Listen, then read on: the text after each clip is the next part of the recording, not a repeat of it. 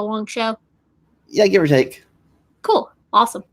All right. All right. If you just do it, it'll turn out okay. Hey, everyone. Welcome to season 8 of Talking Time with Caffeine, the only podcast where I see a guest, I talk to a guest, and the guest talks back. Speaking of guests, I got a brand new guest. And you yourself guest. Hi, my name's Erica. I go by Gutsick Gibbon on YouTube. I do anthropology, things like that. I love primates. It's kind of what I'm doing my research master's on. So hopefully we can have a good time today and just do a little talking time with caffeine. Oh yeah. So let's talk. How did you get your channel name? I've always liked doodling, and I of course do enjoy primates. So I was just doodling a little gibbon, and he was just kind of ill, I suppose. And I drew him holding a little cup of tea, and I was like, yeah, people drink tea to settle their stomach, and so I was like, he's sick to his guts. He's a gut sick gibbon. It's not a very interesting. Honestly. So. Yeah, mine's not that interesting either. Just city I grew up in, year I graduated high school. Yeah, that makes sense. That does make sense. Vandalia, is that, what state is that in? Ohio. Don't mind me asking. Ohio. Okay, that's what I thought. Because I've driven up up through Indiana when I'm in the United States. So I've driven all the way up through there, and I have passed Vandalia before. So I was like, I wonder if it's the same one. But there's also one kind of south, like in Missouri. Yeah, and there's one in Illinois too. So it's like yeah, they're all over the place. It's okay. My town name is Columbus. Is what? Sorry, you break that for a second. Oh, no problem. I said my town name is Columbus, so it's not super original either. Columbus is the capital of my state. Yes, yeah, there you go. Yeah, Ohio. So our states are some politics going on, huh? Yeah, unfortunately, I'm not really. Don't like politics that much, but unfortunately, it's the world we live in. Yeah, I'm not a big fan of politics either. That's why I'm just like, yes, there is indeed politics happening. But speaking of that, you recently had a debate with old Kenty. Oh yeah, Kent. Yeah, he's quite a guy. I've said it before. I'll say it again. I had a great time on Modern Day Debate. James is awesome, and I did enjoy my time speaking with Kent. But it gets kind of frustrating, because I'm sure you've seen plenty of his media, and he tends to go over the same points. Yeah, my last 4 guests have all debated with him. Yeah. And so I was asking for you, could you write note cards, basically what he's going to say, and respond to them like the same what I mean? Yeah, I mean the thing is that with Kent, I prepared for that debate discussion, whatever, by just consuming an incredible amount of Kent media. His debates were pretty much as far as I could go. Whenever I tried to dip a toe into his independent material, I couldn't take it. You got to be like, hey, Kent, that's not really correct. But I could have honestly just watched one of his videos, I think, and I would have gotten the gist of it, because they're all the same. So what was your topic that you plan to do? Yeah, human evolution. I was just like, I minored in anthropology in my undergraduate education. And how many times did he go off topic? Oh my God. I mean, it's incredible how he manages to just completely dodge the question and just get back into this idea of comparing two completely opposite ends of the tree of in order to concept of evolutionary theory seem as crazy as possible. That's why he does, you really think a dog is related to a pine tree? And it's like, well, yes, Kent, but there are a couple of steps in between there, just a few. So sorry, go ahead. Sorry, and you brought up the Big Bang too, probably. Yeah. Well, actually. Really?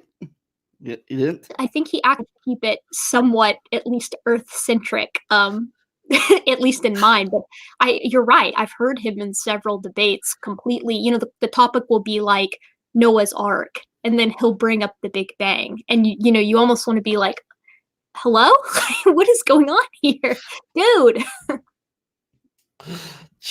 Like, am I in the right place? Yeah, exactly. Yeah.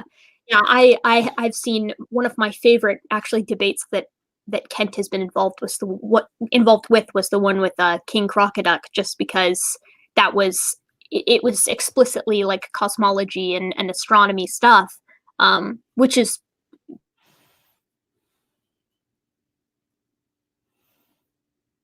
I think your wife had come in and out because your camera's like freezing.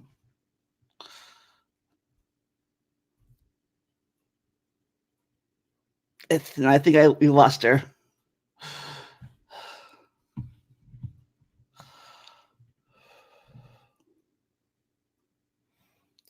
Yeah, I think we lost her.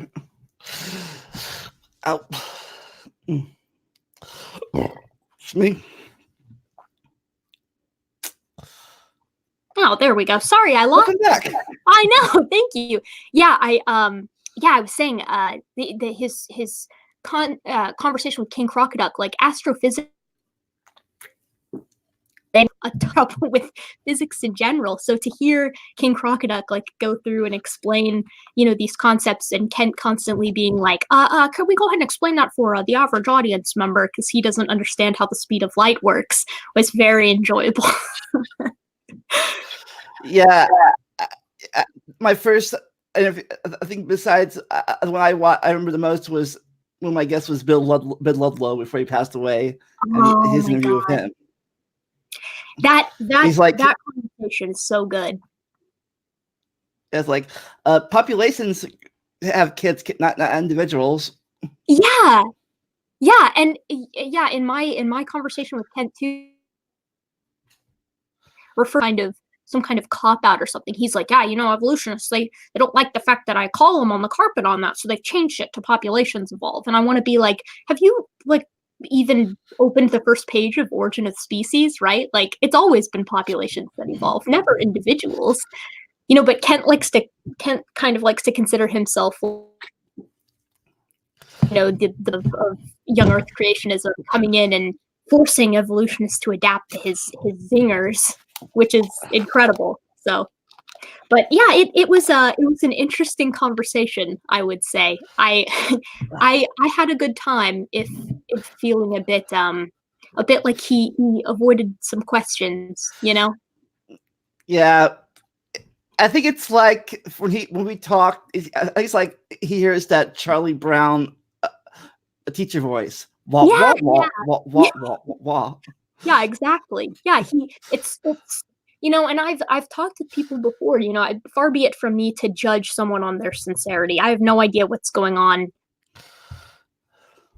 mechanisms of Hovind, but I find it very hard to believe that he's been told so many times so many of these concepts, and to the point that he'll even say, "Oh yeah, I understand the law of monophyly," but then he has no ability to show that he actually understands the concept, because he still asks the same questions. You'll never see a dog produce a non-dog. Yeah, like you got that right, Kent. You're right. Yeah, you're right. Who this is going to? Yeah, and oh man, yeah, he. You'll find too that a lot of people who are big Hovind fans kind of like to repeat the same general, I guess, isms that Kent puts out. Could a dog ever get to the size of Texas? Could a dog ever get to animals as big as an elephant, like an elephant? And you're like, oh, Kent, buddy, like, it's the epitome. Some animals have gotten pretty big, but like some mammals got pretty big, but like for mammals to get that big, that means that birth probably had to take like forever. Yeah, the gestation period, what it's feeding on, has to be able to bring up dogs because it's, everybody loves dogs. But this idea that you're going to get a dog as large as an elephant without having the natural pressures that would give it kind of the morphology required to hold that much weight. Yeah, yeah, either natural selection or even artificial selection. Exactly. But he's very keen on asking these questions to you that take 10 minutes to explain sometimes, like if you want to do it justice, but in a debate that's so short, it's kind of it's a great tactic if you want to make yourself look like you're giving the big zingers. Yeah, it's one of my older episodes talking about that. We called it the Hovind. We call what he does the Hovind hustle.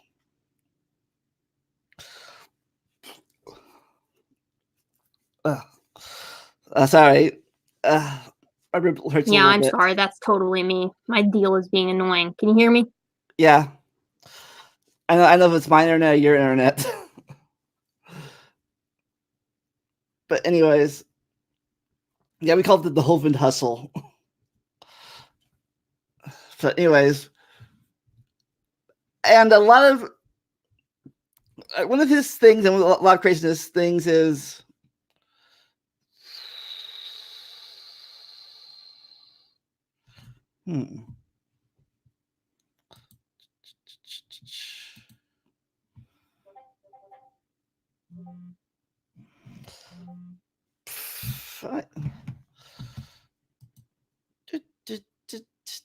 This is a great episode season premiere. I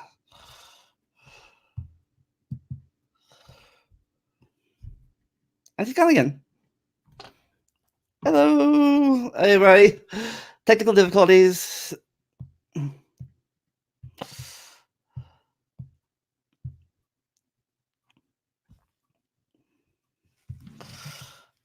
Fun technical difficulties. So how are you all doing? Audience isn't here.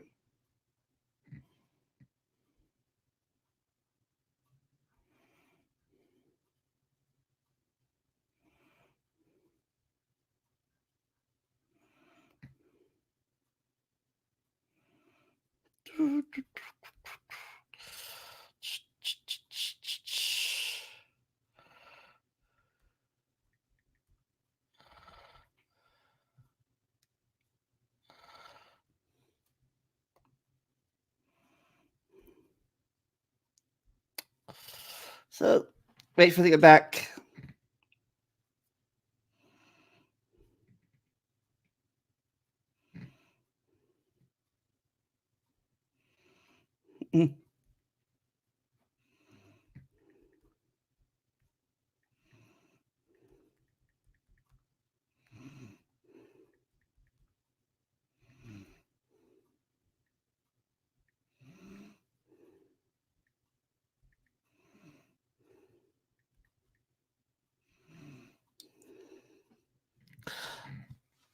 So let's see. Next week I'll be interviewing Atheist Pastor. Hopefully, his internet's a little bit better.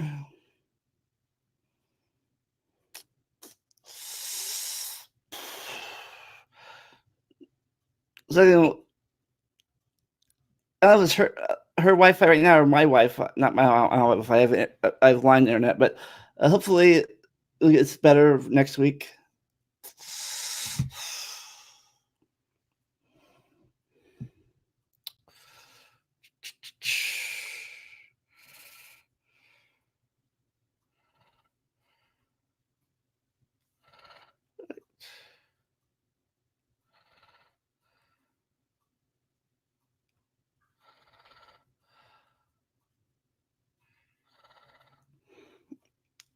Yep, there it goes.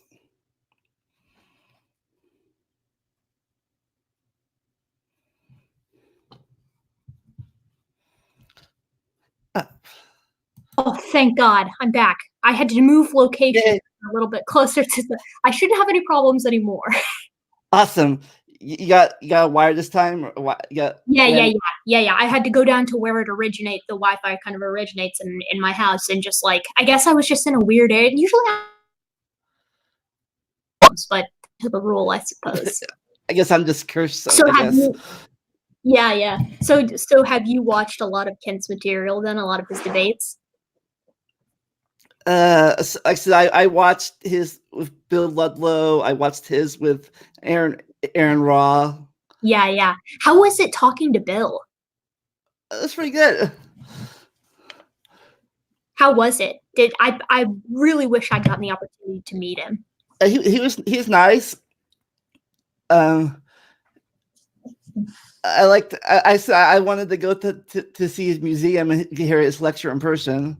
Yeah, that would be incredible, wouldn't it? That would have been so awesome. Okay, so what's your favorite primate, not including humans? Favorite primate. I guess if I had to pick one, I guess like howler or scroll monkeys. Those guys are awesome. Yeah, and like us, their tail actually works. Yeah, I know. Yeah, we really got the short end of the Catarines got the short end of the stick with those little limp, crooked tails kind of at the end. Barbarian attacks lost them completely. They don't even work. Yeah, we're just a bunch of dry-nosed primates and tailless old world monkeys. Yeah, I totally agree. Yeah, I would love to get the opportunity to hear the howler monkeys like out in their natural habitat because they're so loud. They've got kind of like the throat pouch similar to some of the gibbons feet, or not gibbons, siamangs, which are really wild when you see like a bullfrog and cross it with an ape, but then you get a gibbon, or a siamang, which is all. I love it. I love that. Oh yeah. So it's what if you watched Aaron's systematical video series. Oh my gosh, his videos are incredible. He's a phylogeny guru. I mean, I like to think that I know a decent amount of family and genera and order name,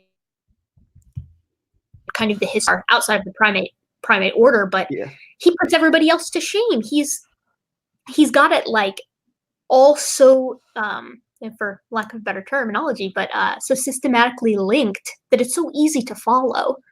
His systematic classification of life series, and I've kind of pitted around a little bit in his Explorer project. Really, really cool. Yeah, I did that too. I want to see if I can find all the way from being to us. I got lost a few times around on the path. Like, I had no idea there are that many nameless link clades between certain things. Like, we don't have names for them yet. Yeah, and the wild thing is just how many groups that we have that are almost there. We don't tend to see them very frequently either because they're microscopic or they live in environments that we tend to not think too about. Very unique groups like onychophorans. They're velvet worms, part of Panarthropoda, and they look like these squiggly little squishy worm plushies with legs that spit out these incredible gooey webs to capture their prey. And it's like, man, how come no onychophorans state velvet worm? Those guys are awesome. Yeah, I didn't like I didn't know there was like so many like between like mammals and amniotes. There's like so many different like links there. Yeah, and how many we've lost. You and I were talking the other day. We were considering like how many different just incredible groups we've lost to time that we'll never get to see, and so many of them are so uniquely weird and bizarre. I love like temnospondyls, like these big monster-sized like Coolosuchus that just lived in Australia, and they basically filled the niche of crocodilians and were somewhat ambush predators with these big teeth, and they're just these big salamanders. How cool is that? Yeah. I'm kind of a fan of the amniote to mammal guys out in the Permian and Carboniferous, just kind of trundling around. I made a joke about that one time about how in the Permians the synapsids were in charge. We were the big guys. We had a war going on with the diapsids, and they took over for a while in the Mesozoic. We got back at the Mesozoic.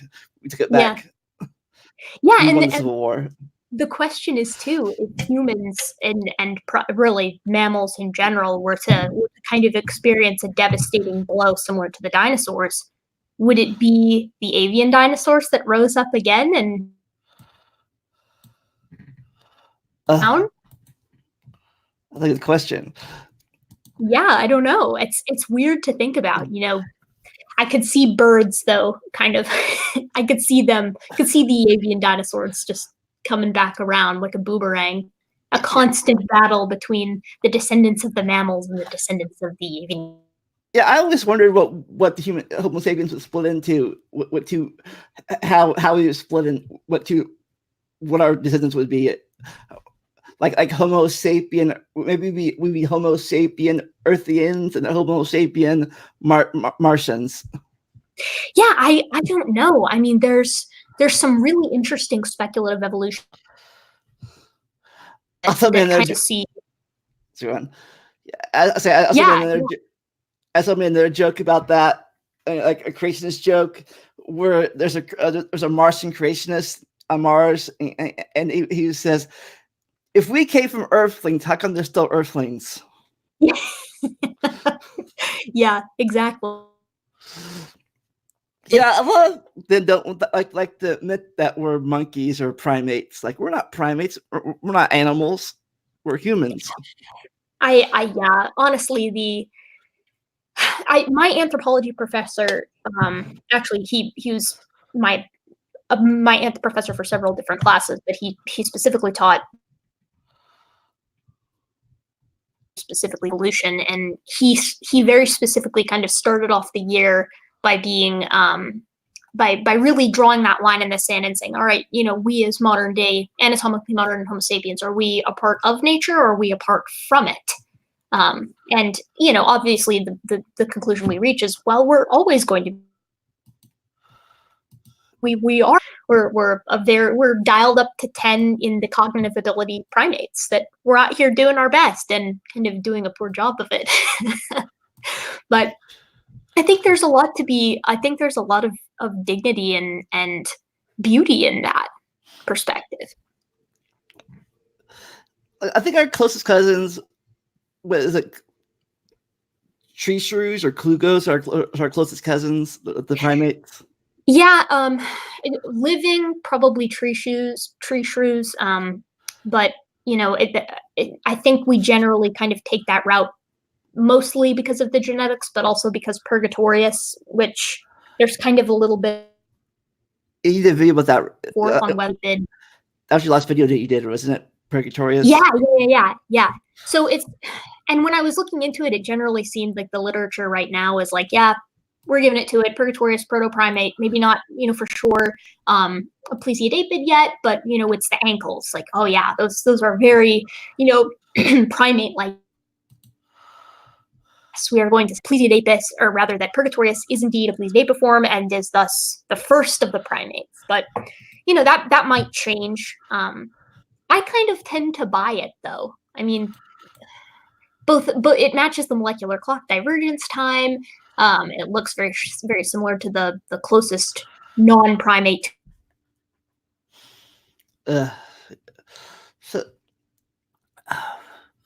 So do you focus on all the primates or just one like branch of them?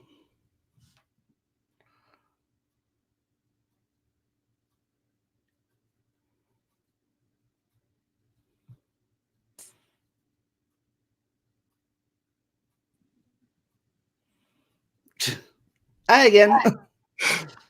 I kind of like this like hero's journey thing that we get from like the unassuming tree shrew like Purgatorius rising to the top, this ascent of man. But I don't know. I kind of blame Hawkins within the Ancestor's Tale and the like for being like, the beauty, the wonder. Yeah, I've read that. I have that book on audio I have that book on ebook, and I have the book on Audible too. Yeah, what'd you think? I like the original book, the book better because unfortunately the audio book is like it's a bridge, so it cuts out half the stuff. Yeah, yeah. Well, man, the text it's a big boy text. I mean, I would imagine if you were listening to it on audiobook, you're going to be listening for quite some time. Oh yeah, it's like, but I like the journey where you go back in time, like on a trail, like meeting everybody. Hey, everybody, how you doing? How you doing? How you doing? Yeah, yeah. I like too how it starts with it kind of starts where we are currently and moves backwards. That's an interesting way to go about it because so frequently we see that we start with our single cellular organism, Luca, and then we diversify into by kind of reverberating where we are and just how we fit in. Yeah, speaking of, I know it's beyond your, I know it's your opinion. I know it's beyond your field of study, like way beyond. But do you like? Do you have an opinion on the trees, like the 3 trees or the 2 trees? You think we're within the Archaea family or like separate from it? I've heard different opinions about that. Yeah, admittedly, it's been quite some time since I've kind of looked into early life in general from my abiogenesis kind of directly afterwards, and how we see a diversification and our. I can say that I think I've been looking into a lot about like extinction events and how we know that extinction events occurred and things like that, just because I'm doing a series on it. And it seems like early on, since one of our first big known diversification events kind of happened after Snowball Ediacara, I think that one of them, yeah. But I think it's kind of hard to gauge where those early kind of roots began, just because we don't have the whole picture yet. I think we can. And plus, oh, sorry, go ahead. And plus, gene transfer is a thing back then too. Like hey, our first, I guess that'd be first sex. Yeah, I'll give you some of my genes. Oh, go ahead. Sorry. So I'll give you some of my genes. You give me some of yours. Yeah, well, tit for tat. That's kind of the nature of the beast, I guess. And then one day someone was like, no, wait a second, hold on. What if we do this a different way? I don't know. What are yours? I wish I could give you a more educated answer. Unfortunately, like you said, that's not really my field. I like to think that I would like to think that all eukaryotes are part of the Archean family. Be like, that means we're still like the law of modify. We're still Archean. That means we're still Archeans then. I think as far as I remember, I think there's pretty good literature out there for Archaea being, Archaea and bacteria both kind of emerging at the same time, with eukarya kind of popping up quite a bit later. So I don't know. I think that's a great question to ask. I think it's a really necessary question to ask. I just, I would suggest. Someone keep your curiosity going. That's how you learn stuff. You don't like set in your ways like. Yeah, absolutely. When you get set in your ways, you stop growing. Yeah, and that stuff too. Every time I try to get into like abiogenesis and stuff like that, I always have to be like, all right, let's sit down. I really got to try to soak this in, because biochemistry is not my favorite subject in undergrad. I didn't necessarily do poorly in it, but I probably could have done better. So I always have to like refresh my memory on the nature of how biochemistry kind of works. Yeah, I've been curious about that too. Whereas like I was curious about RNA and DNA. We think RNA came first, and I was bringing it up, like how like both RNA and DNA have 3 similar letters, only one of them is different. Yeah, and the question is, what's interesting too is that those that utilize DNA also utilize RNA. So it's like, it's kind of, lends itself to the whole, not that's certainly what helped lend itself to like RNA world, and this idea that, well, since things that have DNA also have RNA probably came first. It's somewhat intuitive, but yeah, RNA is weird. It's got one base, huh? Uracil. Yeah, also, because does that mean viruses are our distant cousins from bacteria? Oh, that's a good. I mean, for all intents and purposes, I don't know why we necessarily have to treat life as kind of a binary, like things are either living or they're not living, and I think we tend to treat it that way because, like, okay, well, as far as we know, you're alive or you're dead, you're animate or you're inanimate. But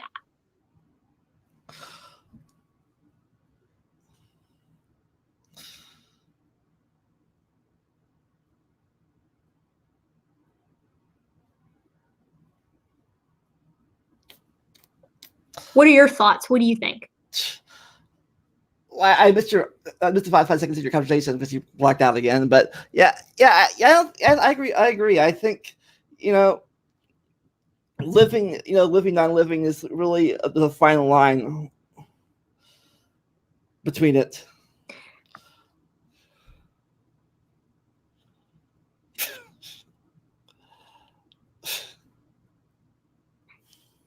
Yeah, I kind of lost you that time.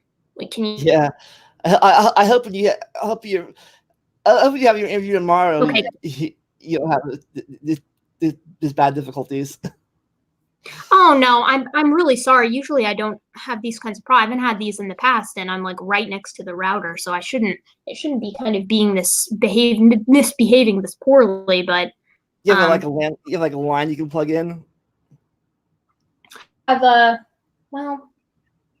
well, I see. I'm living at home for like the holidays, kind of, and if I kind of jack that cord from my dad here, he's a radiologist, so he does readings from home. I don't want to like bust him if he needs it, you know. Hey, sorry, I know you're reading this X-ray right now or whatever, but I need this. Yeah. Exactly. Yeah. I'm sorry. I'm so spotty here. I'm, hopefully, I don't know what the deal is, but tell me your thoughts. Like I said, I think we might be connecting to the virus a little bit because like maybe like RNA split into two directions. One RNA line became viruses. One RNA line became DNA, and that's the bacteria and archaeans. Right. Yeah. Yeah. I mean, yeah.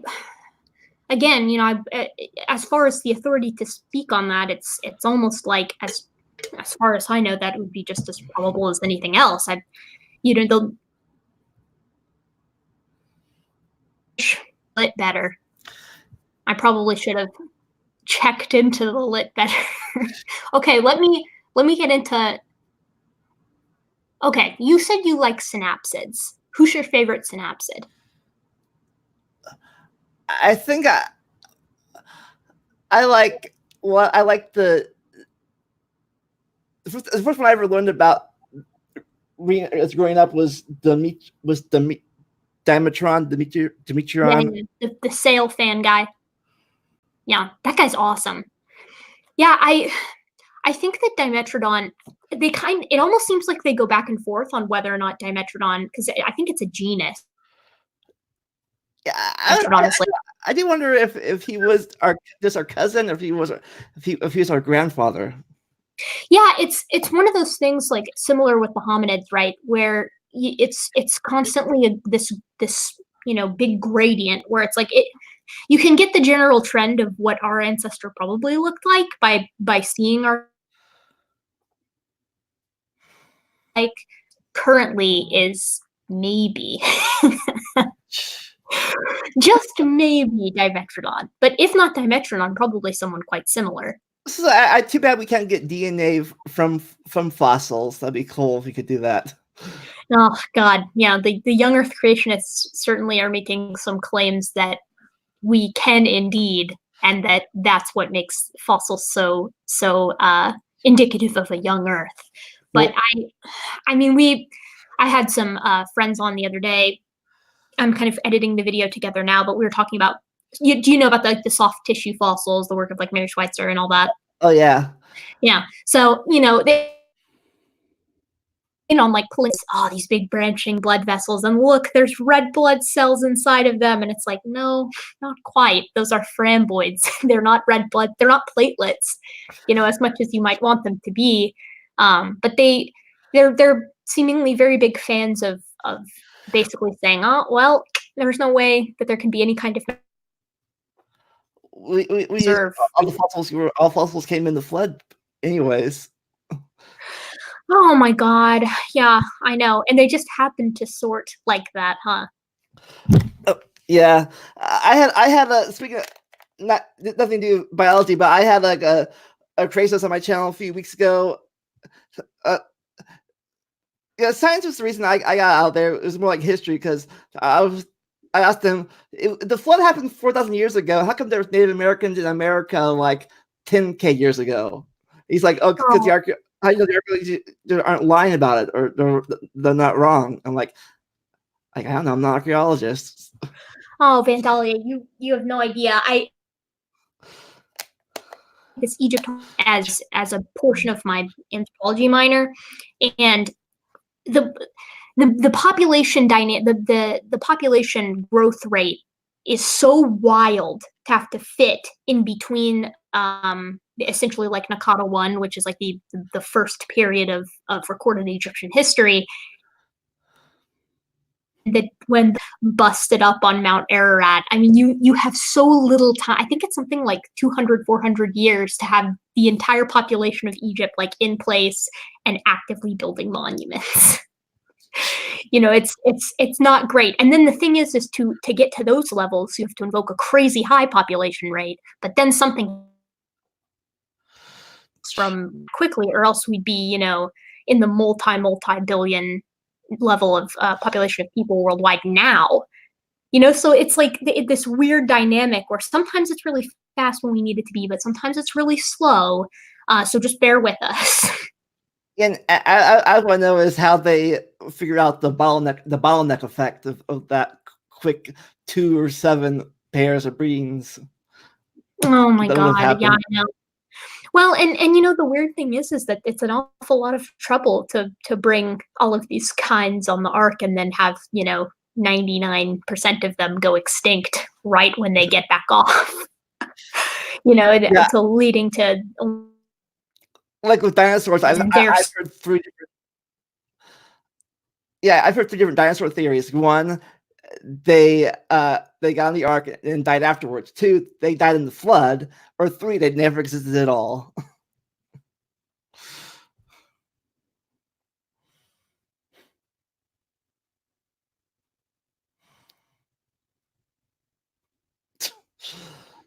Okay, that time I don't think it was me because I still had bars the whole time. Yeah, like I said, there's 3 dinosaur theories I've heard. Like 1, they got on the ark and then died afterwards, or they were dragons. Oh yeah. 2, they died in the flood. They never made it in the ark to begin with. Or 3, they never existed at all.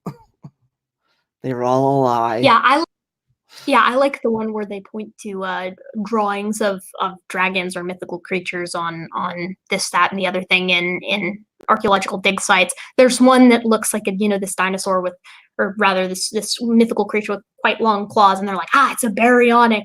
They saw a baryonyx, and you want to be like, sure, very distinct dinosaurs. Where are all the sorrow? Yeah. I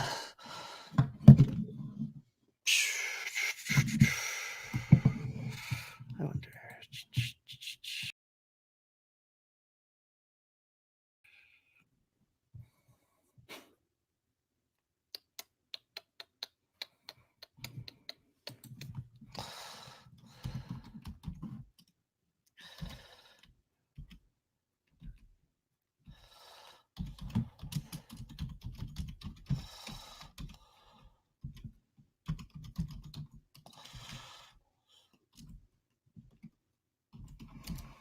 And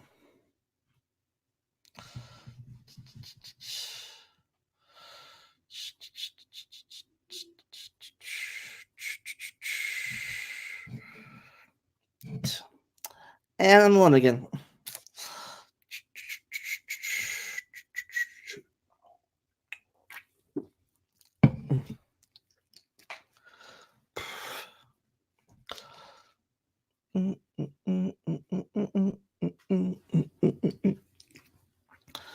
Are dancing.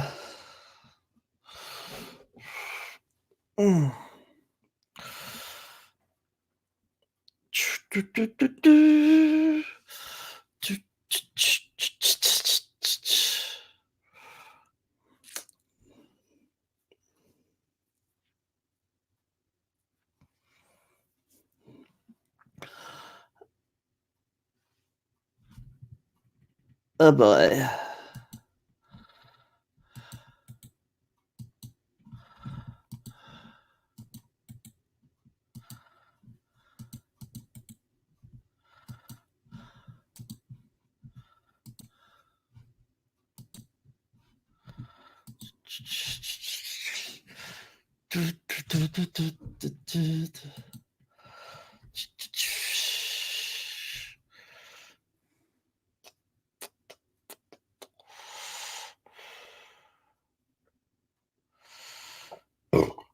It's me. So, anybody watching in chat right now, what's your opinion on all this stuff? Not technical difficulties, of course. On our family tree. Or you have opinions?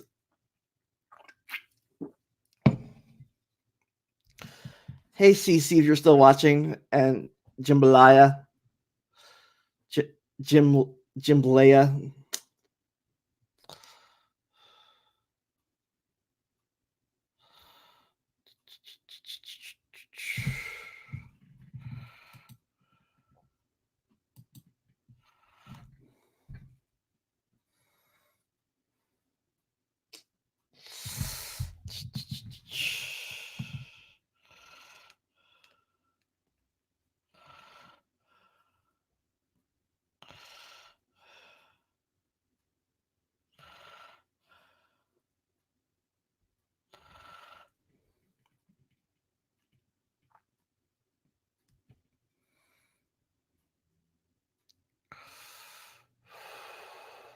I'm not coming back. I don't know if her internet just died or she's giving up or what.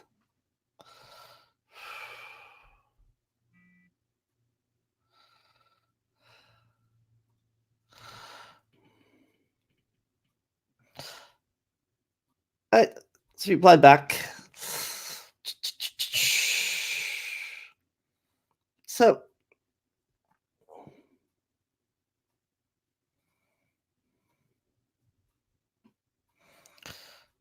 here we wait. We wait. This is why sometimes it's nice to have other people on the show too to fill in this dead air.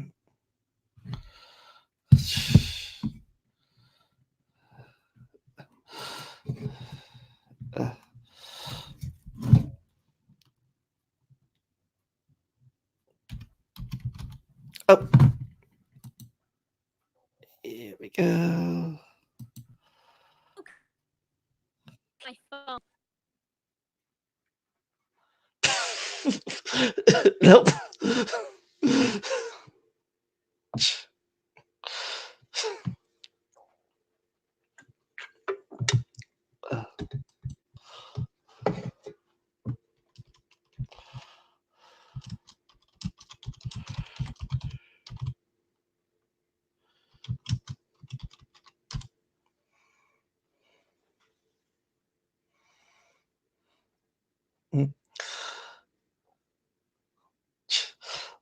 That's just my phone. Hopefully, think. Nope.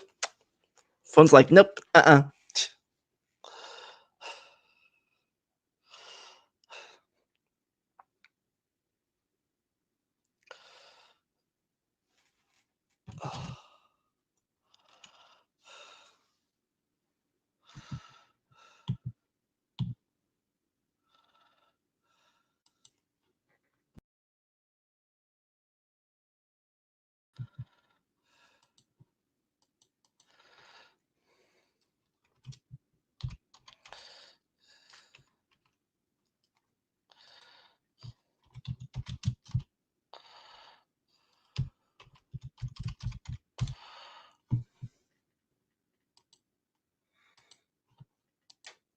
Vandalia?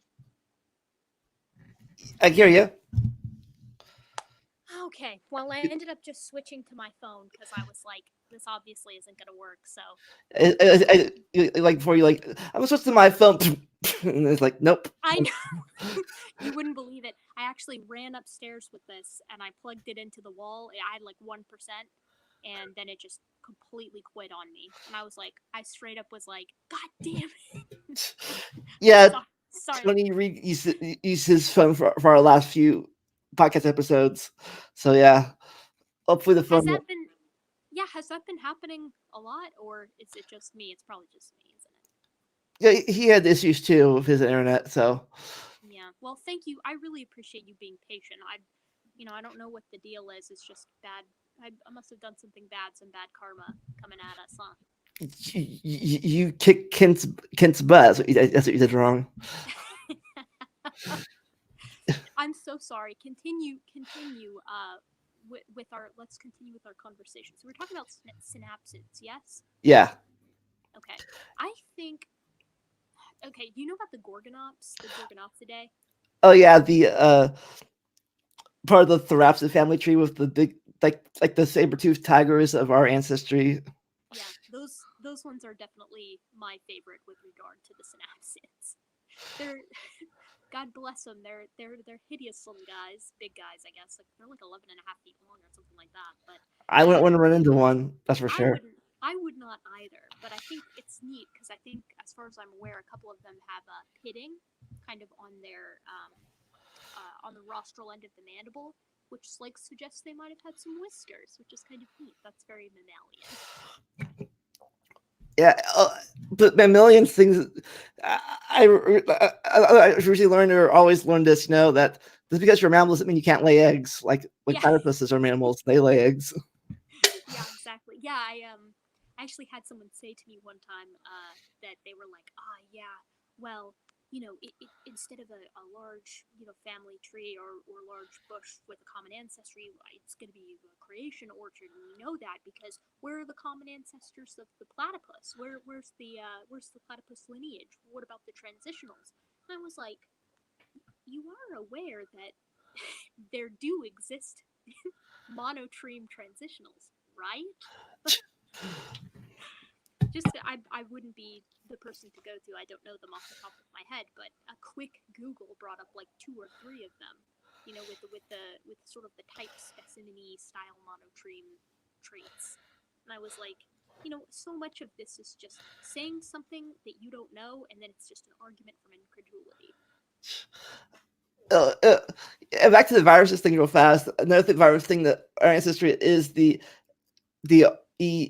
EVRs or EVs, the retroviruses in our DNA. Yeah, the endogenous retroviruses. Yeah, those guys are awesome.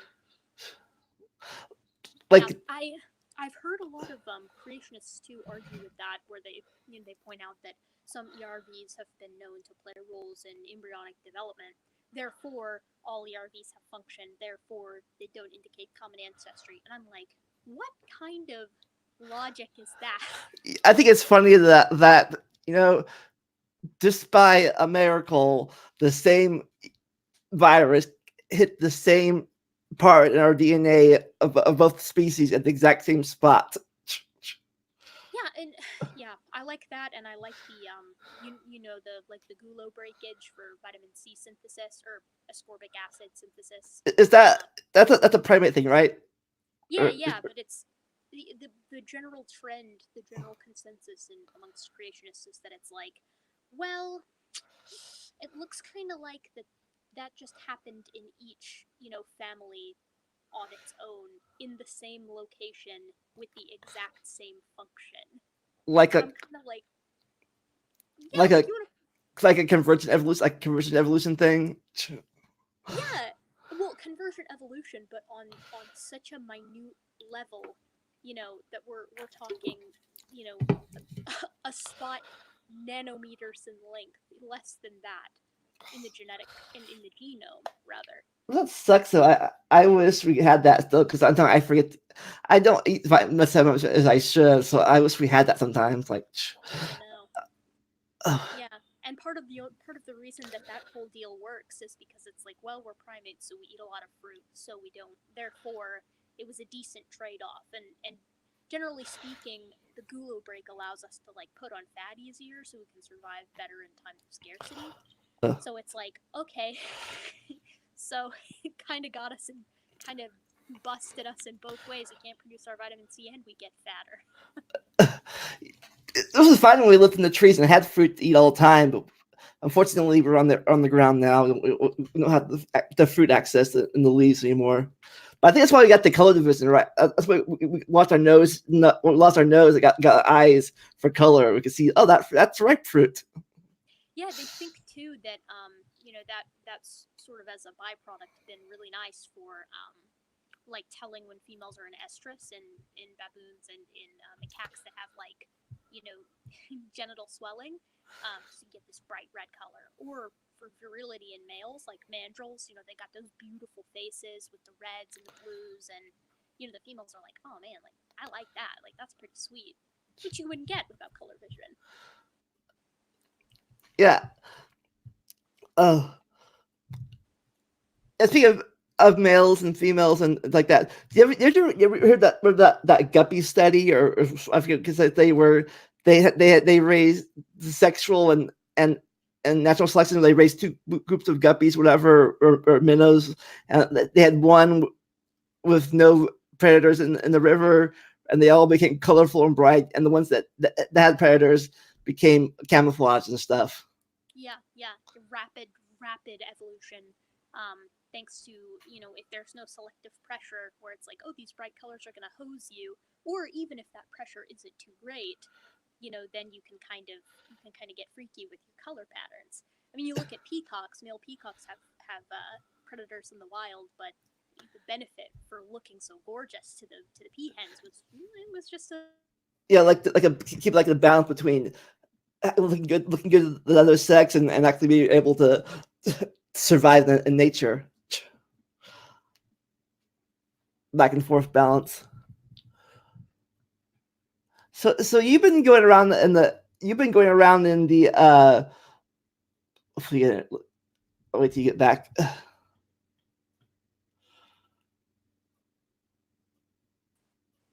Welcome back again. Yeah, well, looks like I can't catch a break. I'm sorry, continue. So you've been on a circles lately. I first saw you with Jackson Wheat. Then you were with GE, and tomorrow you're gonna be with Shannon Q. Yeah. You guys have all been super generous in kind of having me on and letting me blather on and on about things that I think are things that I think are cool or worth talking about. But yeah, talking to GE was a blast, and Jackson can talk about evolution for ages, so it's fun.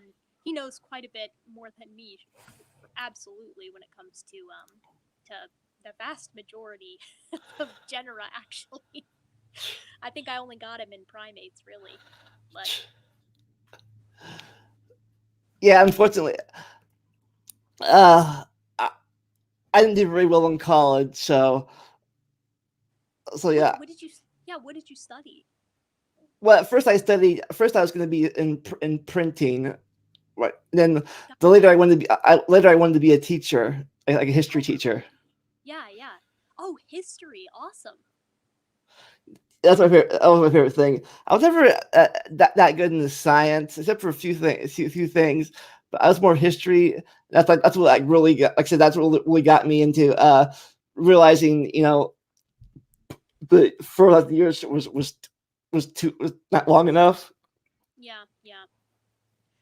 Well, that's awesome. I wish I was more knowledgeable about history. I mean, my limits are I literally pretty much just know about Egypt, Egypt, and then whatever I learned in my undergrad for Yeah, you Egypt. Of course, Egypt is a long, like big period too.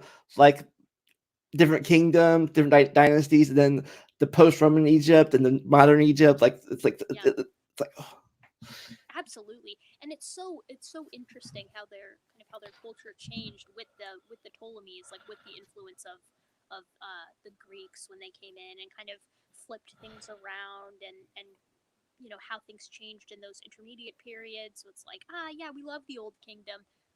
and then intermediate period, and then they come back and they're like, ooh, we're gonna change a few things. Like let's kind of do our own deal. like instead of building pyramids, now we're gonna build temples. Yeah, exactly. Well, yeah, and I like too how pyramids are basically just like mastabas, like stacked and stacked and stacked. They're like, we love mastabas. Nah, screw mastabas. We're into pyramids now. Like, he had those. I think it was three.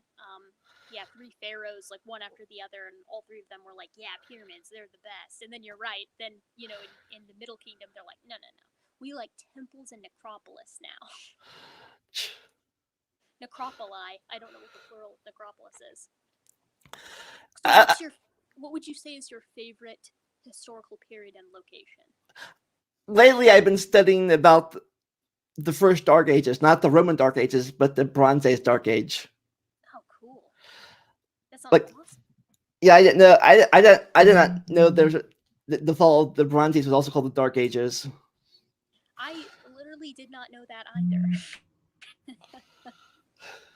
So where, like, are we talking like kind of Mediterranean area or like Europe? Yeah, Mediterranean, Middle East area, about 1177 BC, between the gotcha. Bronze Age and the Iron Age, with the fall of the Bronze Age. Oh, cool. So yeah, so you're talking like Mesopotamia. Yeah. Oh, that is sick. That is awesome. Yeah, that my knowledge of human sort of human civilization is spotty at best. I could definitely know more about it. Neolithic, I like that. I know that pretty well. Yeah, the thing I was talking about later before we were talking about the what was it?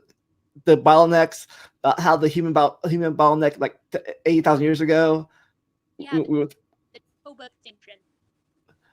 Yeah, like I said. Yeah, that's why. Like I said, I don't know how big a bottleneck if we would have if it survived Noah's Ark. eight people, 4 couples. Let me put it this way: it would not be great. I'm keeping up with kind of what the guys who are pretty big fans of like replacing Darwin, just Jeanson, Nathaniel Jeanson's work, and all where it's like, yes, mutation rates. Looks like we're all descendants of Noah's 3 daughters-in-law. That's the LMN. And I think we had to trade cousins a lot. We had to trade cousins often enough. Okay. Your cousins are sleeping together now because we can't have siblings. Yeah. We had that kind of trading cousins to each other. The gene pool a little bit more varied. Yeah, and it's very messy because according to the phylogenetic tree, it's like an unrooted tree, but it's basically like L is, let's see, there we go. L and then M and N are kind of here. So basically L is kind of like the mother of M and N, which doesn't exactly work within the Noah's Ark time frame at all, does it? Makes things kind of awkward. Did you watch that silly that crazy Noah's Ark movie from a few years ago? Oh my god, yes. I actually did see. Isn't that Russell Crowe? Is it Russell Crowe? I think so. Yeah. And Emma Watson. Yeah, that movie was wild. According to that, the 2 younger siblings mated with their nieces. Oh god. Yeah. My favorite part about that movie was the Watchers, the big rock monsters that, are filled with this kind of cytoplasmic, golden ooze that they can only be freed when they're like killed horrifically. That was wild. There's even worse one a few years like back in the 80s or early 90s. Worst Noah's Ark movie where they had Sodom and Gomorrah happen before Noah's Ark. Oh my god. You're kidding me. I've never heard of that. No, it had the. You ever seen Back to the Future? The third one, yeah. The teacher. It had that lady as Noah's wife in that movie. But yeah, they're like, apparently Noah knew Lot and stuff, and like even back when I had believe the Bible was more realistic than it is. I'm like, this is don't they even know their own stories? Yeah. Oh God. Yeah. I was talking with some buddies the other day about how essentially to build, Inserts in Genesis likes to say that the way that they fix the problem of a giant wooden boat being tossed around by, 50, 60-foot waves and getting destroyed, a la the largest wooden boat that's existed, kind of today, the Wyoming, is by having like these big steel bracers and like this steel backbone on the boat to keep it from breaking. And that kind of implies that Noah and his sons would be like adept, right? Like they're just metal. Yeah, this is like back in the early Bronze Age, not even the Iron or Steel Ages yet. So Yeah, they're just going out, mining the metal, bringing it back, working with it, forging. and like, and never then they never told their descendants how to do it. Like they Yeah, lost. everyone forgot after that. Everyone forgot. They're like, nah, you gotta figure that out yourself. Sorry. Yeah, Uh, there's a pretty big problem too with stone tool use.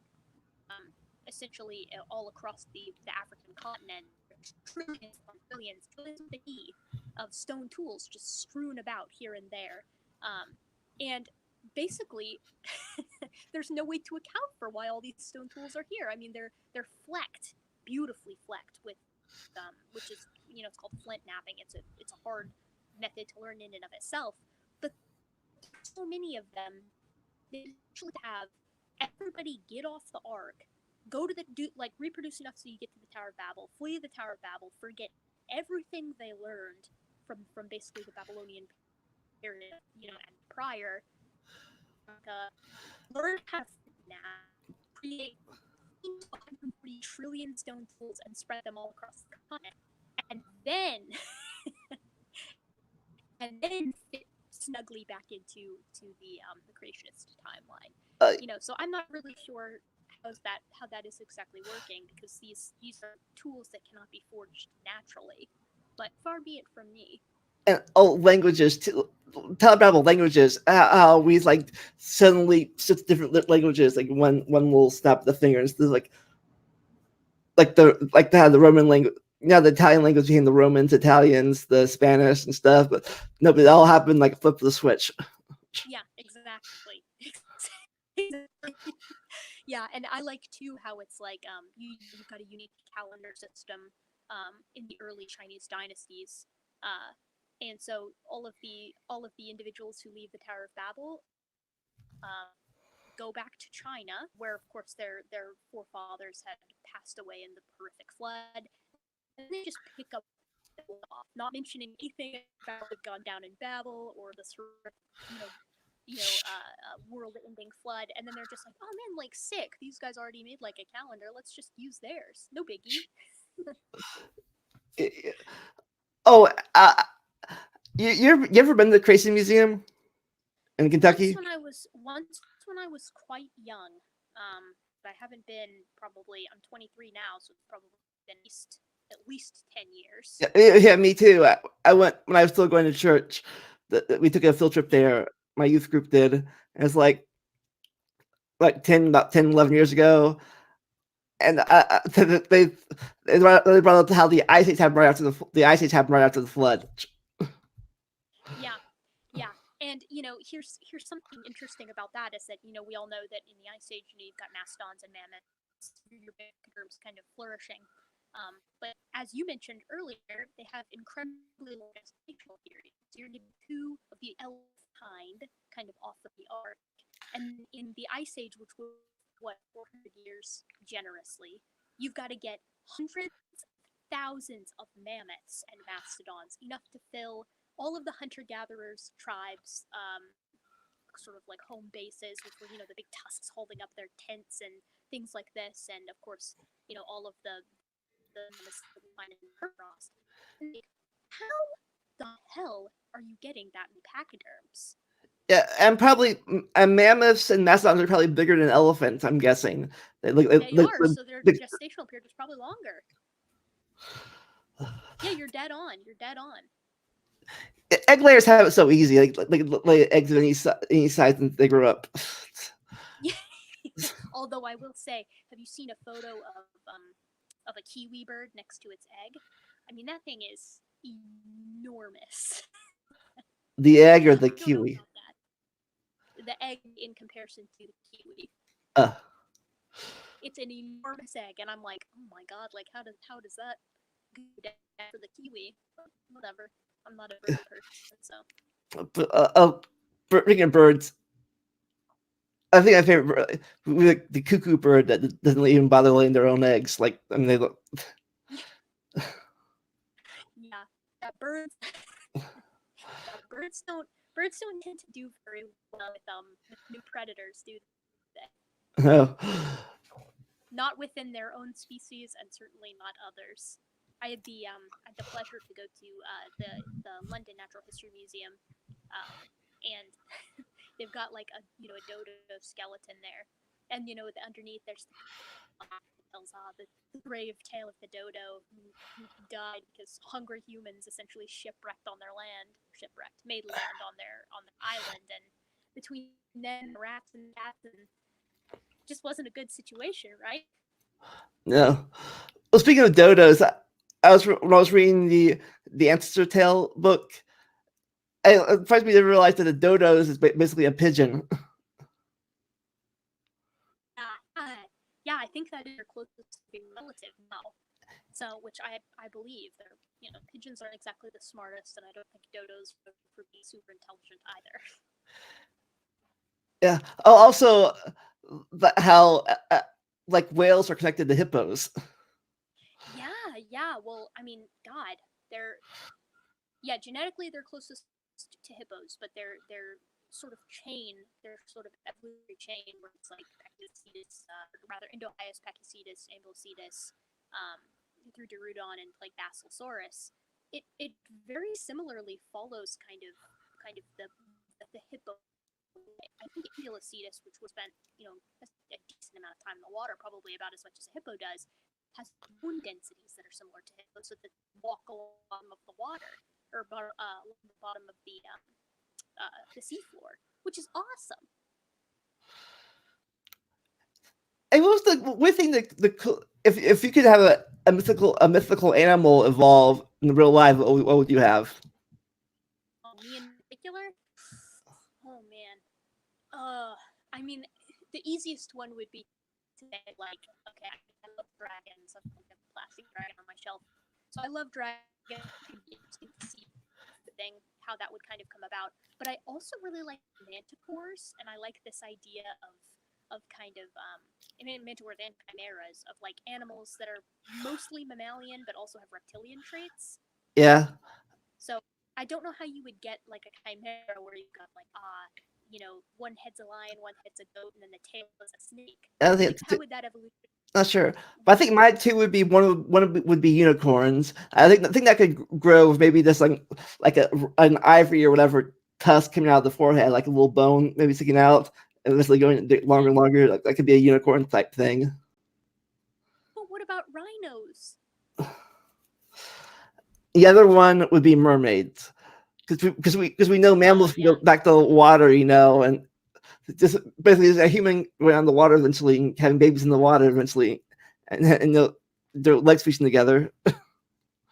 Yeah. I have you Are you aware of like the aquatic ape hypothesis for human evolution?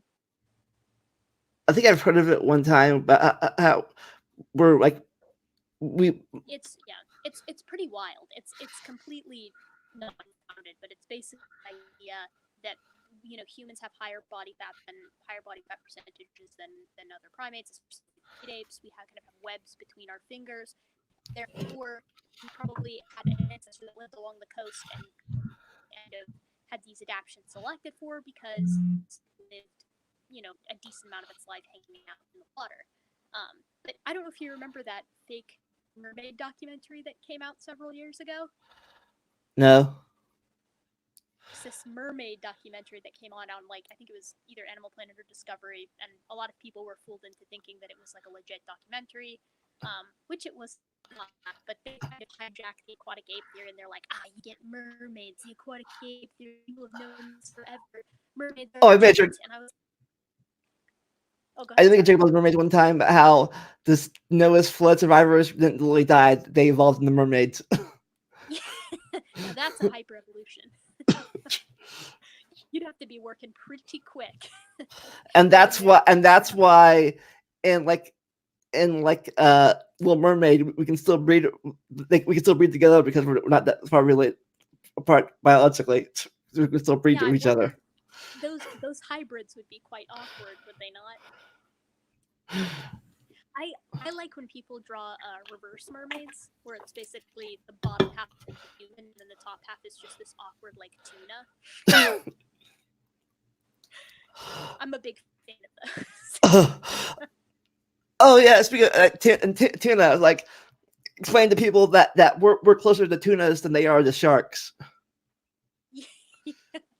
Yeah, I mean teleost fish, which I'm pretty sure a tuna is a teleost, came about quite a bit later than chondrichthyes. I don't know that that's. Are you saying that is indeed like we share more in common genetically with tunas than we do with sharks? Yeah. I mean, I would buy that. I think I would need to see like a divergence time for tuna, but it wouldn't be very hard to believe given sharks been around for so long. Yeah, I think that tuna. I think tuna is like a ray fin fish, and we're lobe fin fishes. Yeah. It's we're Sarcopterygians, and they would be. Well, I don't know if they're ray fin fish, or I know that rays and skates would be considered ray fin fish. I'm not sure. Teleosts. But I think rays and sharks are like us and other fishes are like we're bony off the O word. I don't know some of these words, but the sharks and rays are the cartridges, you know. Yeah. No, they're cartilage based. Their name is chondrichthyes, and then we're Sarcopterygians, the lobe-finned fish. I'm not sure where tuna. That would be a great thing to look up. I have no idea. Tuna. I should know this. Well, that's still like you're more. That's still way off of your branch of science. Little bit. I'm a little honed in on sort of Eocene, Oligocene onward. That's a shame. I should know the answer to that question. I should know where the teleosts fit, but I don't. Or I do know it and I just can't remember it. But like your thing, primates. Did the primates happen before or after the KT boundary thing? It depends on which camp you are in as far as where Purgatorius sits. I mean, if Purgatorius thrived, or very close cousins to Purgatorius, right about the time of the KT boundary, but being so small and being nocturnal and burrowers, those who were the precursors of Purgatorius, they kind of inched their way through that extinction and then were capable of going back up into the trees and taking this arboreal lifestyle. Because we're fairly certain that Purgatorius was a tree dweller, just bit its ankles. There's no reason that an animal with ankles like that should be scrabbling about on the ground. So I would say that primates before the KT, no, but something very close to the first primate, yes. Yeah, we were probably still underground by then, and then I guess the KT happened. And we were like, hey, it's our time to shine. Of course, some of the dinosaurs didn't think the term was over yet. The terror birds for a while were a thing. The dinosaur leftovers, like they're like, hey, we're still in charge here, mammals. Don't get any funny ideas. Exactly, between them and Haast's eagle way later, and the moa, there were some pretty big birds that were around even when anatomically modern humans were chilling on the planet. But you can't fire and you beat 26. Speaking of modern humans, it's surprising me how many times that we left Africa. Like first the Homo erectus, then the Homo heidelbergensis, and then later us. Yeah. It's God. It's generally speaking like the Attica in kind of these very close successive ways is we accept, and now you're absolutely right. And then you've got Erectus essentially diversifying, or rather Heidelbergensis diversifying into Sapiens in Africa and Neanderthalensis out abroad, and Erectus.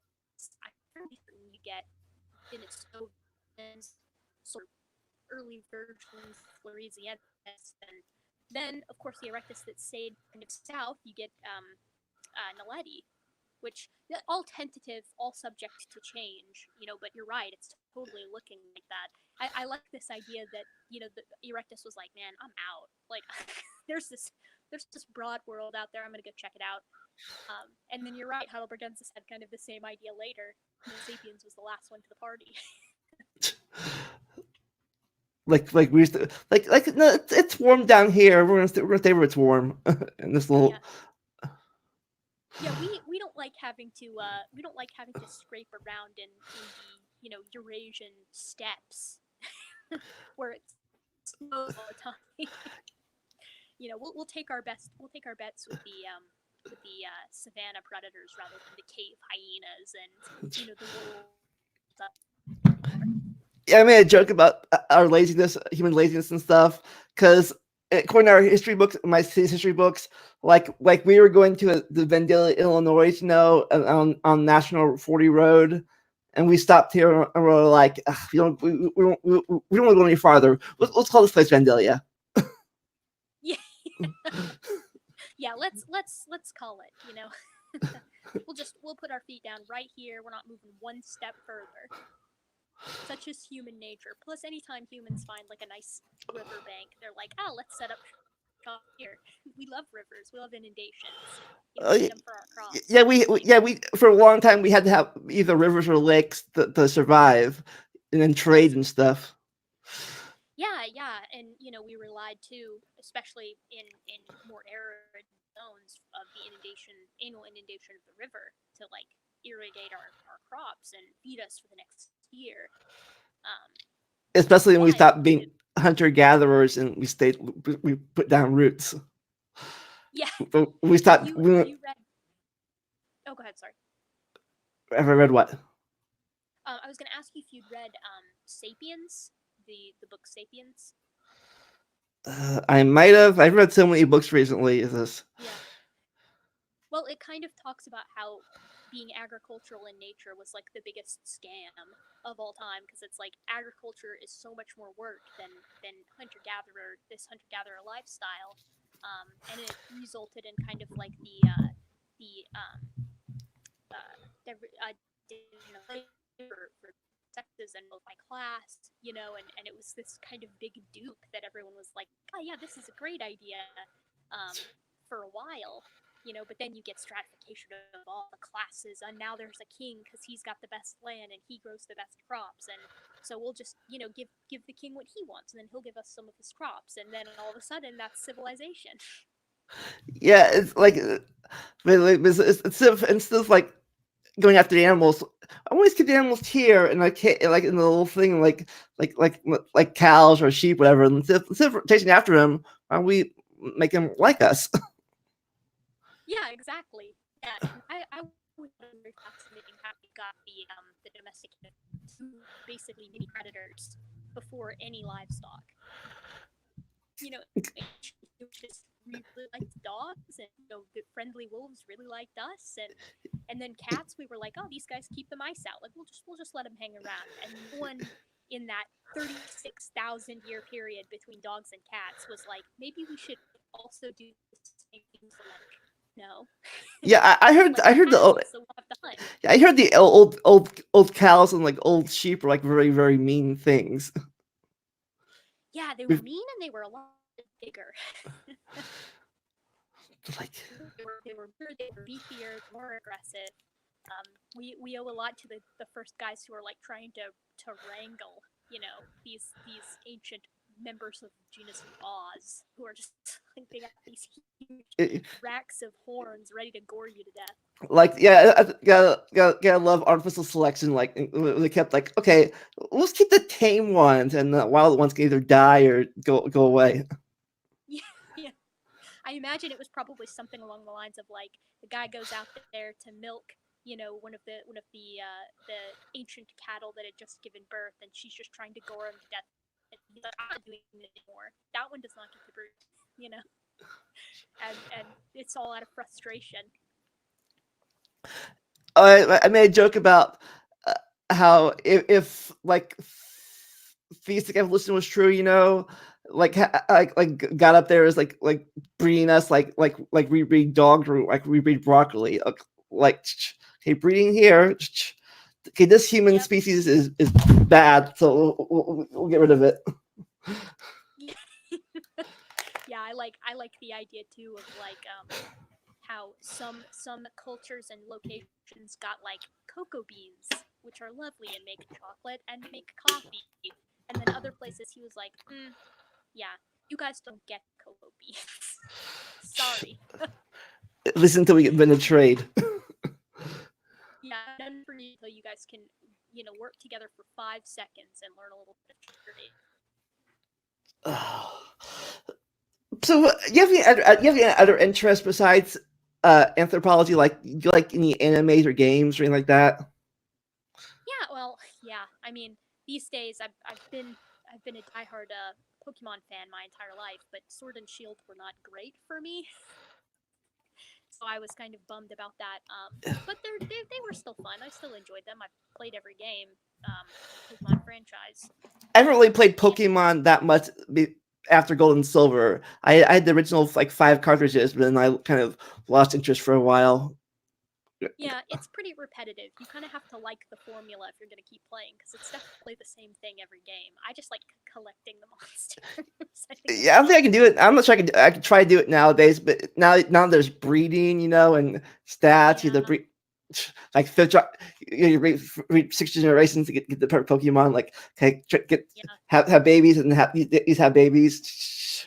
Oh yeah, EVs, IVs. I mean, mage first, and the whole competitive aspect is wild. Anime. I like JoJo. Does that count? Well, probably. That's one anime I haven't watched yet. You should watch. We did a whole series on this. You should watch Danganronpa 3. Oh, okay, cool. Yeah, I'm we did whatever. I love cartoons. Yeah, we did the whole series. It's I don't spoil too much, but it's very sad. It's very sad. If you're emotional, you will cry. You will cry. I love that. I'm excited. So I usually watch TV shows and anime and cartoons in general and movies with my boyfriend, who is very keen on crying in pretty much everything. He ends up crying. He considers himself quite masculine until we watch like Up or How to Train Your Dragon or something. Which, to be fair, both of those I've also cried in. But I saw all 3 of those. I've seen all 3 of those movies. I don't really watch the TV series that much of it yet. Oh yeah, I haven't seen the TV series either. But I wouldn't be opposed to it. I just guess I haven't really had the time. But I'd say my favorite game series of all time still will be the Kingdom Hearts series. Kingdom Hearts, really? What did you think of the most recent one? I heard it was somewhat controversial. Yeah, it was. For me, I beat it on the most difficulty setting, the proud setting at the time. So, yeah, I liked the part of it, but the other part was like, not really good ending. I bought the DLC. Hopefully, they'll fix some of the stuff in it. Yeah. You gotta have your fingers crossed. The DLC has been pretty good for pretty much for most games recently. Like especially Switch, like Odyssey, the DLC's been great. Breath of the Wild, the DLC's been great. Smash, it's been great. So I hopefully they'll get like a patch going. Oh yeah. I'm trying to think like what other like games that I've been playing lately. I mean, most stuff that comes out on the Switch, just because I haven't really had time to play very much like on my PC or anything like that. Just because anytime I'm at home, I'm like usually working on something for school. So I can play my Switch on public transport, which is nice. Yeah, that's the thing I like about the Switch now. They're like, let's combine the portable with the home console at the same time. Mm-hmm. Yeah, and it works works for some games, and for others it does not. So I don't know what else. What else have I been interested in? I saw several movies this past holiday season, which was very fun. There's Seen the Star Wars movie, the new Star Wars movie? No, that's actually one of the only ones I have not seen, and I've been kind of putting it off because I haven't heard the best things about it. I don't spoil too much. In my opinion, it was okay. Wasn't terrible, but I didn't think it was that great for a grand finale. Right. Yeah. Yeah. Especially for it was kind of hyped up. You know, I would imagine that you would hope that they would kind of have the right. I heard, but from most people who were criticizing it, who were kind of like, it just kind of feels like they didn't really know where they were going. And I feel like that's a pretty common problem when it comes to big trilogies and things like that. But yeah, but like I said, it wasn't terrible either. But it was just average movie in my opinion. Yeah. But maybe you have you have different opinions on it. Yeah, I might. I mean, I liked both of the previous ones. I thought the Force Awakens was better than The Last Jedi, but I didn't think The Last Jedi was as bad as most people were saying that it was. So maybe I'll like Rise of Skywalker a bit more. Yeah. Person. Because I think the prequels were that bad either. I loved Revenge of the Sith personally. Yeah, I also enjoyed the prequels. I mean, you know, they're a little ham-fisted, but Star Wars is kind of campy in general. I think you kind of have to just lean into it and enjoy the ride. Of course, and again, I've always been more of a Trek camp than a Wars camp. Yeah, my dad loves our big Trek guy. Anytime I can get him Spock merch, that's what I get him. That's like my go-to Christmas present. I remember I first saw Next Generation as a kid or teenager. One time in the middle of the night before school happened, in 7th, 8th grade, I'm like flipping through the TV at 10 o'clock at night. I'm like flipping to our 5 channels, like, oh, what's this thing? Yeah. This looks pretty good. Yeah. As far as like TV shows go, I'm trying to think.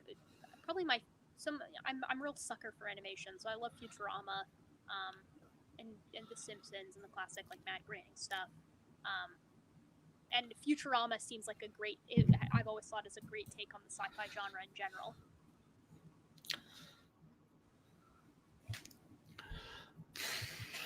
Yeah, but like you should check some of this stuff. You should definitely check the Dr. Ripple series out. I'll send you some links for it. Yeah, link it to me on Twitter for sure. Yeah, we talked about we had a whole 7 last season. Me and Jim Belay had a whole 7 series episodes of it for 7 episodes talking about it. Yeah, originally I wanted to have a whole series about it in one episode, but we spent like 3 hours talking about the first game alone. I'm like, it's gonna have to be a series now. Yeah. Hey, but that's a good problem to have, right? If you enjoy it that much, that means like if you can talk about it forever, they've done something right. So, do you go to school in England, or you just live there, or what? Yeah, I go to school there. I did my undergraduate education here in the States, and then I was like, well, I'm going to get my master's somewhere.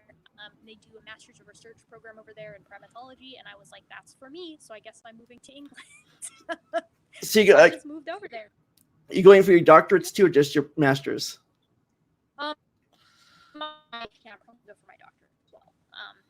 It's kind of dependent. I'm a little bit on the fence on whether or not I want to kind of go sort of like the sole researcher route, or if I want to kind of do become a professor and a little bit of research on the side. Okay, but we'll see. It's exciting. It'd be like you had to rename your YouTube channel to Dr. Gibbon. I know. I know. Listen. That's not a bad problem to have either, though. I am okay with doing that. Or Gutsick Gibbon, PhD. Exactly. Yeah. And I'm having a hard enough time with my thesis now. That thesis is boy. Oh, and then you can actually next time if you ever had the debate again, like I am a doctor. Yeah, it kills me. It really kills me when people call him Dr. Hovind, just because Kent. Like I've university. Like we all know that that's God. I hesitate to like call someone on that. I just kind of don't believe it. You ever read his thesis he wrote? Oh my God, no. I have not read his thesis, but the fact I mentioned this to Jackson, the fact that it begins with "Hello, my name is Kent Hovind" makes me want to throw myself into oncoming traffic. It How could reminds me anyone of believe that? that reminds me of more of not just a thesis and more of like what I did for summer vacation, elementary school project. Like I think, oh my God, like I feel like even just the thought of putting "Hello, my name is Erica" at the beginning of my thesis, even just uttering those words, I feel like my professor's about to come kick my ass. yeah, in season 3 of the podcast, we actually read some of his thesis in season 3. What is his thesis even on? Mainly about how evolution is a religion. Same thing he does in debates about early. My God. You're kidding. He spent his whole thesis on that? How long Yeah, is it? I don't know. We only got so far before we like our brain just died. No, I honest to God cannot even imagine. That the idea of sitting down and reading Kent's thesis with, especially with that as a topic, just it actively makes my skin crawl. Oh, Kent, what are you doing, dude? Oh my God. Oh, But I at thought least it's he great. taught. I was Sorry, go gonna on. say, at least he taught high school science and math for 15 years. Yeah, he taught science and math. Yeah. But Oh I think oh, did you ever watch Tony Reed's how Ken Hovind series, how he taught stuff? yeah. How creationism taught me real science, right? Yeah, Oh, but that's so priceless. did you ever watch his special Kent Hovind roast video? No, but now I feel like I need to. I think I can bring it up real fast. Let's see, hon. I think I can screen share this or not. Time to learn. Time to learn this. Time to learn some. So I can learn how to screen share here. It's hilarious.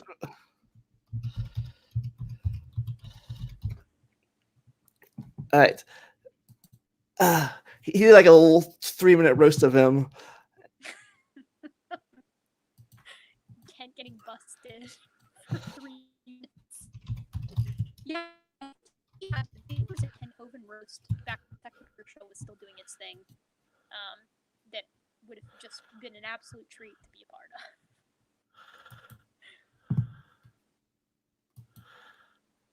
All right, let's see. So I can see if I can do this.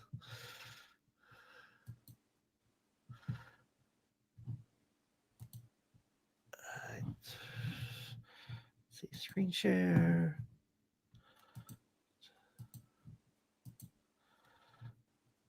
All right. Oh, yeah, something's happening. So you hear this.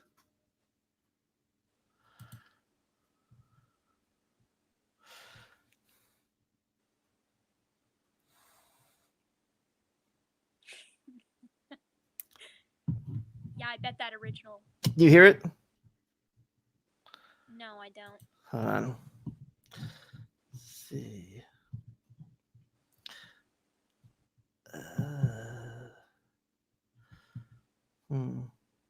Tony's such a good guy.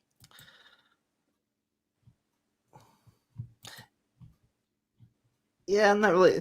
Yeah, I'm still learning how to do this stuff myself. So. No, don't sweat it. Yeah, if you can't get it, definitely send me the link though, or I can find it. Just because that sounds like an absolute treat.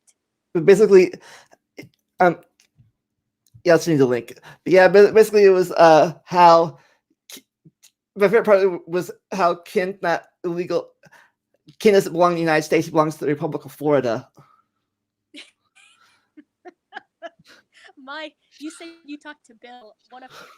In Bill's debate with Kent, one of my favorite things he says in that debate Kent says something along the lines of like, I don't want my tax dollars paying for your religion, and then Bill says, I don't think we should be talking about taxes. And I was just, oh, ouch. Oh, I was like how he brought up the movie Castaway. It's probably. Oh yeah, with how what Tom Hanks isn't a part of the human population because he's on an island. Are the Sentinelese not a part of the human population either? To just assume that he kills me. Okay. Yeah. So do you want to debate him again, or yeah, enough from the first time? I know you need a little bit of a break, but I would debate him again. I think I'm not a geologist, but I have a cursory knowledge of geology. I would love to have a conversation about, why you think that geology indicates on Earth. So I talk to geologists. I talk several. None of them think that. In fact, far from it. Especially when you bring in radiometric dating, which is the law of radioactivity is a thing. Radioactive decay. Yeah, I didn't. Yeah, I didn't know there were so. I did not know there were so many different rock dating methods.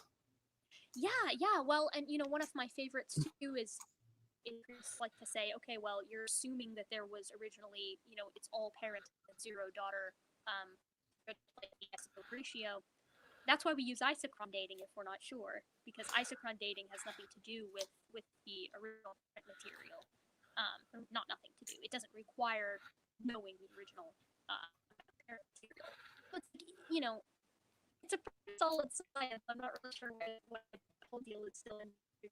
And I think there's more YECs than like old Earth creationists. Yeah, did you used to be a YEC, or were you an OEC before? No, unfortunately, I used to be a YEC when I was in middle school. I actually came across an essay I wrote, like a middle school essay that I wrote in my basement when I was putting my books out the other day. And it's an essay by me, and the title is "Why Evolution is Not True." So, wow. And so I read it, and I was like, "Oh my god!" Like, you ever just wish you could go ahead and just beat the crap yourself? Yeah. But in my defense, I was 13, but still, I was like, okay, and I did go to a YEC school, so it wasn't like I wasn't being a little bit indoctrinated, but I was like, damn. Yeah. I grew up my first 30 years of my life in church myself, but I don't think I ever was a YEC. Honestly, I think I might have been an OEC for a long time, because I used to like history books. I used to love books about prehistorical times, like the dinosaurs, and like even before dinosaurs, like the trilobites and stuff like that, old ancient Earth. Like, it's funny back when I still believe this stuff, and like it kind of messed my brain up. I'm like, I know this. I know the Earth is old, but I know the Bible happened too, because the Bible wouldn't lie. This is true. Yeah. So I'm like, in my brain, I'm like, like before I knew Noah's flood was that couldn't happen. I always thought maybe it happened before, like a long time ago, but like 50,000 years ago, 60,000 years ago, because it had to happen before Native Americans came over here. So I'm like pre 10,000 years, pre 10K at least in my brain. Yeah, and I'm with you. Like, I remember being there too. Like, we're kind of working out, like, okay, how can I make a literal interpretation of this work? And the answer is you can't. I mean, I'm all about you want to throw allegory or whatever, talk allegory, talk about the fact that Genesis was written down in like the Babylonian captivity, and that's why it's so similar to a lot of like the Babylonian myths and legends. That's all fine with me. You just can't go around saying that it's literally as written true and also scientific. Yeah, it's a science book. It's a history book. It's a philosophy book. It's a you name it. Yeah, and then in I'm pretty sure it's still in Genesis, but like a couple of chapters later, there's like Lot and his wife and his daughters, and he like sends them out to be like assaulted by the crowd, and I'm like, I'm not sure that I'm like okay with that. Well, apparently they forgave him because he slept this. They slept with him a few chapters later. Yes, I got over it, huh? Yeah, that's oh my god. Yeah, that's so messed up on so many different levels. I wouldn't touch that with a 30-foot pole. Oh, have you had debated a flat earther yet? No, and the thing is that I know this is going to sound a little kind of, I guess, hypocritical, but it's like my absolute limit of sort of ignorance stops with young Earth creation. That's about as far as I feel like I can reasonably talk to someone because I've Yeah. never met a flat earther, so I have no idea how where that logic comes from, how it could possibly work. I've also been in a plane, so it's like Yeah, I made a joke one time. A joke. I can understand sometimes creationists more like flat earthers. Creationists only had like 200 years to get the program. Flat earthers had like what 2,000 years to get the program, 500,000 years to get the program. They've had a lot longer. Yeah, and the thing is too is that it's like there are a lot of different tactics that like younger creationists can use where it's or whatever. But like for a flat earther, take a plane flight anywhere. Like you can see the curvature of the earth in certain portions of at certain heights. I don't know. I can't get on board. If I did flat earther, I think I would get so frustrated. Where I'd be like, okay, I'll pay for a plane ticket. Let's go on a transatlantic journey together. So you can crash on a plane? I don't think so. Yeah, planes aren't real. I've heard that one of the best ways to kind of shock conspiracy theorists like flat earthers, kind of not to their senses, but just kind of as a joke. You gotta kind of hit them with something that's even crazier. So like if someone's, let's say they did moon landing, like, oh, the moon landing didn't happen, just be like, you believe in the moon? You think the moon's real? Hit them with a higher level of crazy. Oh, speaking of that, I have the perfect rebuttal for flat earthers. You know what it is? Okay, let's hear. Yeah, mountains. There's mountains. That means the earth isn't flat. Mountains hills exist. Well, there's mountains. The fact that they're like, oh man, like what's holding up the flat Earth? Is this just a big disc and a big disc in space? I don't know enough about flat earthers to know like what their thoughts are. It's a process. It's the ancient Greek god Atlantis. Atlantis? No, I can't remember his name. It's the Greek god holding up the earth. He's real. Yeah, Atlas. Yeah, Atlas. Yeah, like that's assuming it. Yeah, I like. Or what about? I'm fairly certain there's like an Eastern religion where it's like a large elephant or like a tortoise or something along those lines. I could be wrong. But yeah, probably let you get. We've been talking for like almost 2 hours now, so probably just let you go. Well, I had a great time though, and I would be happy to come on another time to make up for the fact that my Wi-Fi was so garbage for the first. Yeah, hopefully we can get better connections next time. Maybe when you're in England or something, maybe you have better internet. Yeah, I know. At least the second half was good though, right? We did good on the second half. Oh yeah, like I said, I think we did pretty good for a season premiere. Yeah, absolutely. I'm excited. Yeah, I have to officially sub. Thanks. Thank you. Oh, I can't wait to see your Extinction series. Yeah, I'm almost done with the next. So you only going for the big 5 or what? Big 5 plus genders. So yeah, and it's a big 5 is kind of a jump starter for life, complex life as we know it, and I'm ending the Anthropocene. Yeah, I want to say you said I won I think the very first Extinction is really interesting, like the oxygen catastrophe Holocaust thing, where oxygen took over the Earth. Yeah, and killed that's. I mean, really and truly, the lesson that I've learned from researching extinctions is that it all comes down to the carbon cycle, carbon silicate. How can you screw up the Earth, fastest like screw up the carbon cycle. It's what happened in the Permian. It's what happened in the Triassic. It's what happened in the Ordovician. It's kind of what's happening now. Like, it's scary. So, but it's on the bright side, life will probably make it through every vast majority of extinctions until until the Earth physically can't house life anymore. So for our audience, you're going to